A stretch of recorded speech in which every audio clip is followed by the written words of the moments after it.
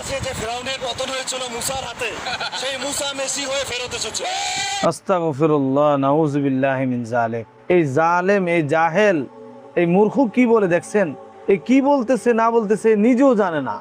এর না আকল কাজ করতেছে, এ না বুঝতেছে যে কি বলতেছে। সে জামানার নবী মুসা আলাইহিস সালামকে এই খ্রিস্টানের সাথে তুলনা করতেছে, নাউজুবিল্লাহ। আমার এখন রাসূল পাক সাল্লাল্লাহু আলাইহি ওয়াসাল্লামের সেই হাদিসের কথা মনে পড়ে যাচ্ছে যে সকালে ঈমান নিয়ে বের হবে, রাতে সে মুরতাদ হয়ে ঘরে ঢুকবে, এবং যে বিকালে ঈমান নিয়ে বের হবে সকালে মুরতাদ হয়ে ঢুকবে।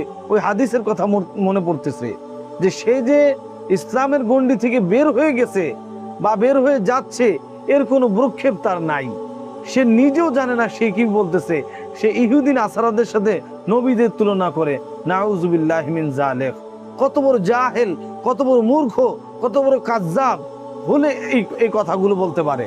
আপনি চিন্তা করেন, সাধারণ একটা খেলার সাথে নবীকে তুলনা করে, আর বুক ফুলায় কত সাহসের সাথে কথাগুলো বলে, এবং সেও নাকি মুসলমান। এই মুসলমানগুলো কোন কাজে আসবে? না ইসলামের কোনো 313 জন সাহাবী, না তারা সেটা হইতে পারবে। এই যে গাজওয়াতুল হিন্দ আসতেছে, গাজওয়াতুল হিন্দে তারা তো আগেই ঝটকায় শেষ হয়ে যাবে। তাদের এই ঈমান, নরবরে ঈমান দিয়ে কিচ্ছু কাজে আসবে না। এর জন্য আল্লাহ সুবহানাহু ওয়া তাআলা এরকম মিথ্যাবাদী, এরাই আসলে মূলত দাজ্জাল। এক একটা মিথ্যাবাদী মূলত দাজ্জাল। এই দাজ্জালদের থেকে, এই জালেমদের থেকে, এই কাজ্জাবদের থেকে আমাদেরকে হেফাজত করুন। আল্লাহুম্মা আমিন।